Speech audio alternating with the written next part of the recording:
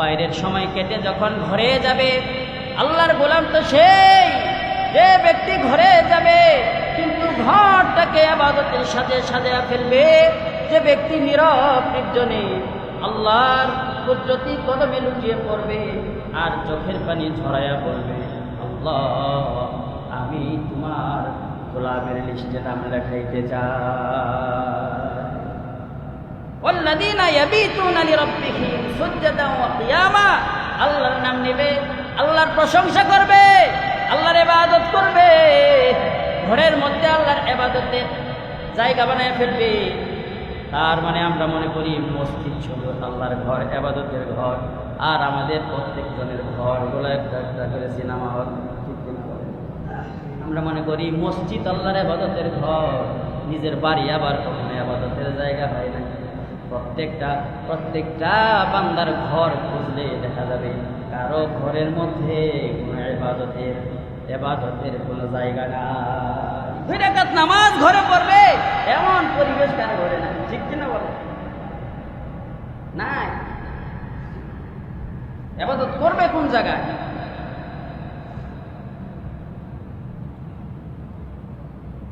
নয়তোবা নিজের নেতার ছবি ঝুলাই রাখছে ঘরের মধ্যে, নয়তোবা নেত্রীর ছবি ঝুলাই রাখছে, নয়তোবা কিছু কিছু ঘরে নিজের পিসাবের ছবি ঝুলাই রাখছে, কিছু কিছু ঘরের মধ্যে কুকুর সিগারের ছবি ঝুলাই রাখছে, কিছু কিছু আলমিরার ভিতরে কিছু কিছু মূর্তি ঝুলাই রাখছে, মূর্তি ভিতরে ভরাইয়া রাখছে।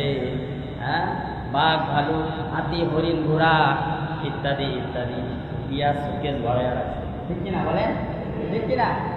ওই যে বাণিজ্য মেলা থেকে কিনে নিয়ে আসছে, মুখ মেলা থেকে কিনে নিয়ে আসছে, নিয়ে পুরা নিজের ঘরটাকে একটা মুর্দা চিড়িয়াখানা বানায় রাখছে, ঠিক কিনা?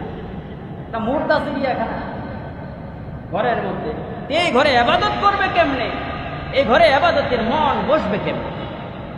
এই ঘর কি আর ইবাদতের পরিবেশের ঘর? কিন্তু যে ব্যক্তি আল্লাহর গোলাম হবে, যে ব্যক্তি আল্লাহর গোলামে লিস্টে নাম লেখাইতে চায়, সে যেন তার ঘরটাকে ইবাদতের জায়গা বানায়, রাতটাকে যেন ইবাদতের মৌকা বানায় ফেলা। তার মানে আল্লাহর গোলাম যখন ঘরে যায় তো ওযু বানায় নামাজ স্টার্ট করে, নামাজ আরম্ভ করে, কোরআন তেলাওয়াত করে, তাসবিহ করে, যথেষ্ট ঘুম হওয়ার পরে রাত্রিবেলায় উঠে যায়, তাহাজ্জুদ নামাজে দাঁড়ায়া যায়, তাহাজ্জুদ নামাজে আল্লাহ তাআলার কাছে মাগফিরাত কামনা করে, সেজদায় পড়ে কান্নাকাটি করে, আর বলে আল্লাহ জীবনের সব গুনাহগুলো মাফ করে দাও, আমার জিন্দগির সব অন্যায় অপরাধগুলো ক্ষমা করে দাও, আমি অপরাধী। এই যে অপরাধ সাব্যস্ত করে নিজের ঘরের মধ্যে একাকী, কেউ নাই কেউ নাই কেউ নাই, সবাই যখন ঘুমন্ত, সবাই যখন ঘুমাইতো, আল্লাহর গোলাম তখন উঠা দাঁড়ায়া যায়, আল্লাহর কুদরতি কদমে সাজদা করে, আর বলে আল্লাহ এমন সময় তুমি আর আমি ছাড়া কেউ নাই। চতুর্দিকে মানুষরা ঘুমায়, বিবি ঘুমায়, বাচ্চারা ঘুমায়, চতুর্দিকের মানুষরা যখন ঘুমায় তো আল্লাহর গোলাম তখন উঠা আল্লাহর কুদরতি কদমে সাজদা দিয়া বলে, নিজের চোখের পানি ঝরায় আর আল্লাহ তাআলার কাছে ক্ষমা চায়। আল্লাহ বলে এটা আমার গোলাম হওয়ার জন্য 3 নাম্বার গুণ। 3 নাম্বার গুণের নাম সাজদায় করে নিজের চোখের পানি ঝরায়া আল্লাহকে বলবে, আল্লাহ আমার জিন্দগির সব পাপ রাশিগুলো তুমি মাফ করে দাও। এটা হইল 3 নাম্বার গুণ। এই গুণটা যার ভিতরে পাওয়া যাবে আল্লাহ তাআলার দফতরে তার নামটা গোলাম হিসাবে চলে যাবে। হাদিস শরীফের মধ্যে আসছে প্রতিদিন বান্দার ঘরের মধ্যে রহমতের ফেরেশতা সকালবেলা ঢুকে, আবার যখন বিকাল হয় তো একদল ফেরেশতা তার ঘর থেকে চলে যায়, আর একদল ফেরেশতা আসে, কিন্তু ওই ঘরে রহমতের ফেরেশতা ঢুকে না যে ঘরের মধ্যে কোনো জীব জানোয়ারের ছবি লটকানো আছে, কোনো কুকুর শিকারের ছবি ঝুলানো আছে, কোনো জীবের ছবি আছে, ওই ঘরের মধ্যে আল্লাহ তাআলা রহমতের ফেরেশতা ঢোকে না। ঢুকে না ফেরেশতা। আল্লাহর নেককার বান্দাদের ঘরগুলিও ফেরেশতারা পাহারা দেয়। দারোয়ান ডাকছেন নিজের বাড়ি পাহারা দেওয়ার লেগা, মাস বেতন মাসে 16,000 18,000। দারোয়ান ডাকছে গেটে পাহারা, নিজের বাড়ি পাহারা দেয়। কিন্তু আল্লাহর এমন নিযুক্ত করা ফেরেশতা মুমিন ব্যক্তি ঘর 24টা ঘন্টা পাহারা দেয়, 1 টাকাও দেওয়া লাগে না। সুবহানাল্লাহ। নিজ জিম্মাদার হয়ে গেছেন কে? পাহারা দিচ্ছেন আপনার ঘর।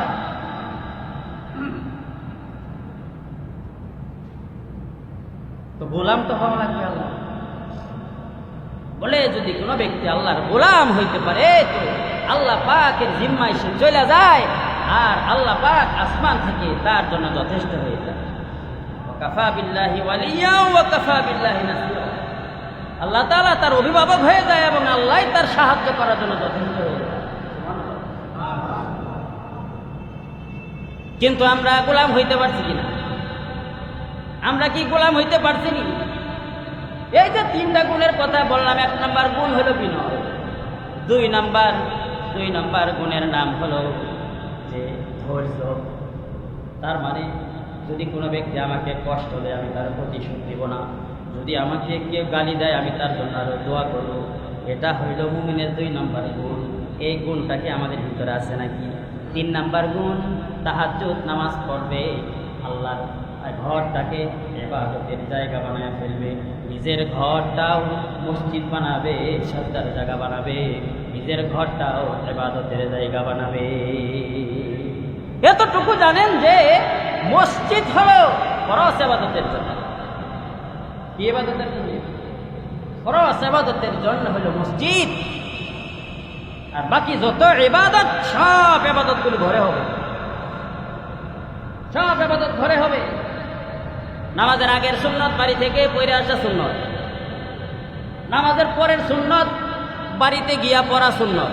আল্লাহ রাসূল নিজের হুজরা থেকে সুন্নত পড়ে মসজিদে আসতেন, মসজিদের জামাত শেষ হয়ে গেছে, আল্লাহ রাসূল আবার নিজের বাসায় চলে যাইতেন, বাকি নামাজের পরের সুন্নতগুলো আদায় করতেন। সুবহানাল্লাহ বলেন। আর আমরা যদি ভুলে কোনোদিন মসজিদ থেকে সুন্নত না পড়ে চলে যাই, ওই নামাজটা জিন্দেগিতে পড়া হইব না। ঠিক কিনা বলেন? কারণ ঘরের মধ্যে আমাদের এমন পরিবেশ নাই।